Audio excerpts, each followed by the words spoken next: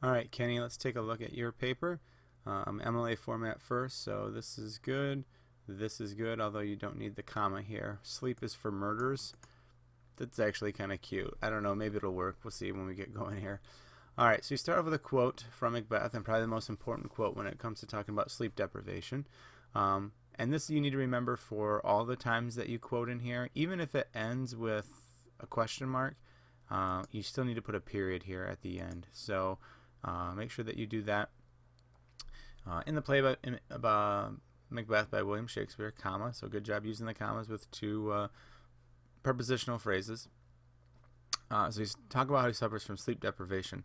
I would love for you to expand on this first quote before you jump into the topic here already. So whether that's talking a little bit about what this quote means and why it's significant, something, but you gotta expand on this a little bit.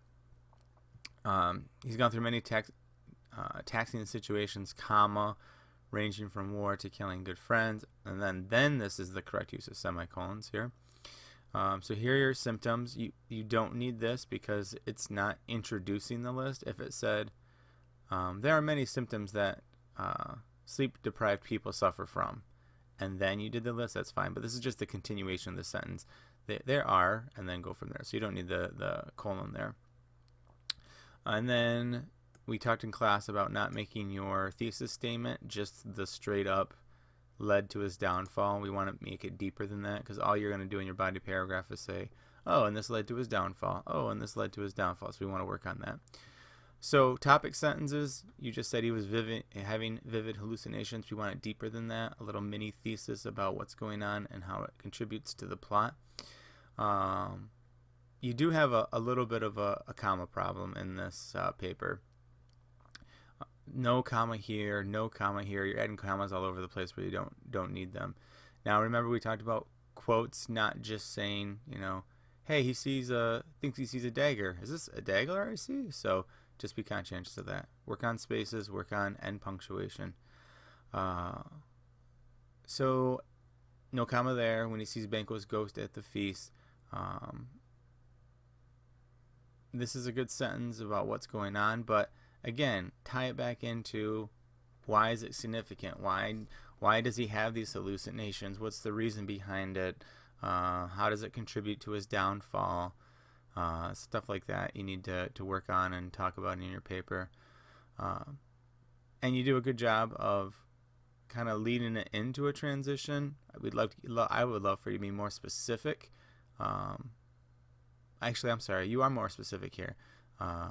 That they're another, but try to maybe tie the two together a little bit, however less aggressive. So try to tie it just a little bit together better. All right, so mood swings. Again, you need a better topic sentence, just that they're not one of the most known effects of sleep deprivation. Get more specific than that. I like the idea of talking about temper tantrums, because I think you could actually throw that at Macbeth a little bit, that he does have some temper tantrums in here. More likely to become agitated more quickly. I don't think more agitated more quickly makes sense. So remember, you did it so well in the introduction. Make sure whenever you mention the play that you punctuate it correctly. And again, commas where you don't need them. There are a few occasions where Macbeth himself lost his temper. You don't need commas there anywhere. All right, here's my problem with this paragraph.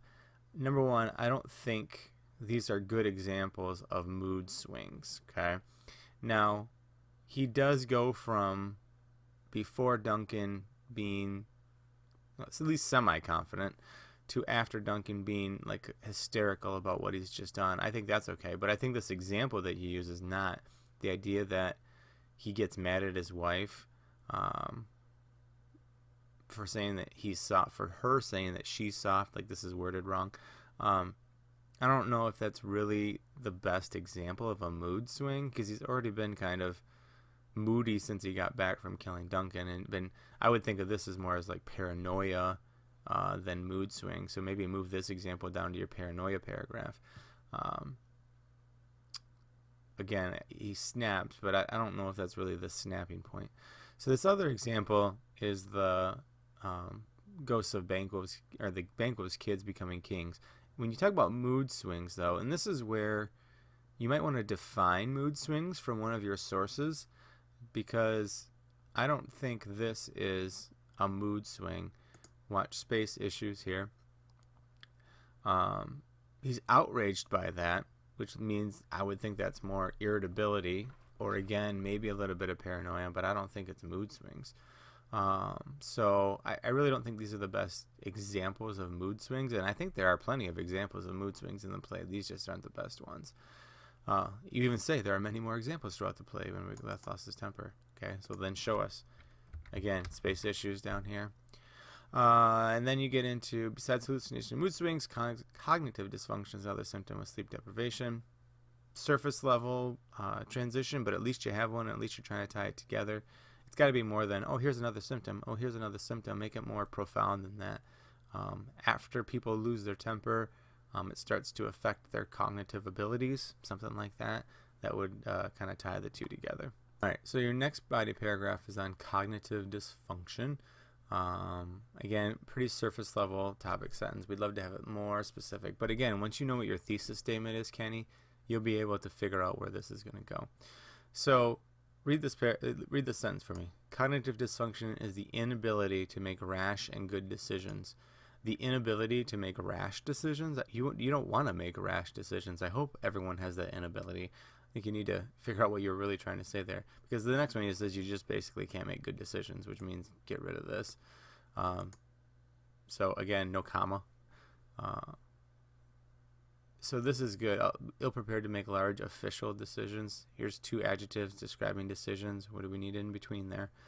And then you give an example.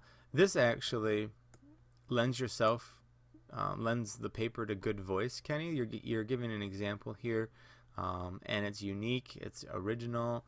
I think it works well. Well, I hope it's original. Hopefully you didn't steal it from anywhere else. And don't use the word very, by the way. However, someone made the decision to go buy a lot of expensive things that they couldn't afford for a long time. That would be an example of cognitive dysfunction. So this is a really good, I really like that example. Like, it's those big decisions that ultimately doom people in the end. And maybe that's kind of along your thesis statements, that people who make these, people who are sleep deprived, make these decisions that, these irrational decisions, I guess, that, doom them in the end. So use this quote, which is a really good quote about how his inability to give up, and that was maybe a cognitive function. This poor decision, no comma, ended his life. Think about even reading that sentence, Kenny. Why would you put a pause there? This poor decision ended his life. Like, maybe for dramatic effect, but that's not what you were going for, really. Anyways, so you talk about him, how he should have retreated. No comma, again. So you again have that transitional, that same sort of form, which we'd love to build on and make stronger.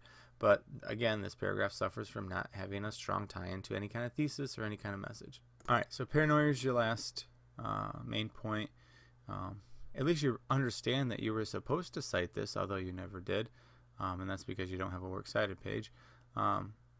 So remember, period goes on the outside.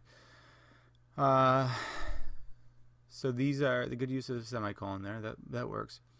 So one situation of what paranoia shown is when he kills Duncan to become king. Now, I'm not sure that really fits into the description of paranoia. He shows both jealousy and self-importance when he kills Duncan to get the throne. How is that paranoia? How is jealousy and self-importance part of paranoia? And you didn't capitalize Duncan to begin with. After Macbeth kills Duncan, he comes to realize how easy it is to kill. So this is going back to your sleep deprived. So you are tying it back into your theme, which I'm glad you are. Remember when you use comma conjunction when you have two complete sentences. Is this sentence right here a complete sentence? So ask yourself that before you put that comma in there. This, to me, is a good example of paranoia. He is paranoid that Banquo's kids will be king someday. So he sets out to kill Banquo and his son to make sure that nothing happens. So this is a really good example that I think you can really build on in this paragraph. But I don't think killing Duncan has anything to do with paranoia. I think it has everything to do with his desire to be king and not listening to Lady Macbeth. So make sure you go back and fix that and think about that. He does a lot of things to become king. Don't. It's a very vague statement and doesn't really add anything. never say to conclude. Again, this is a really weak thesis statement. So you go through and you talk about the main points, which is good. You give that really weak thing that it led to his downfall. That's actually not a bad clincher. I think that's actually a decent clincher. So your conclusion actually is fairly good. It's a little short. I'd love to see you elongate some of these sentences and really build on what was in those body paragraphs, but so far so good. All right, Kenny, not a bad, I mean, organization wise it's not bad. We obviously have some punctuation stuff to work on and having a stronger thesis statement, but it's a good start. Make sure you cite everything that's not your own and have a works cited page next time.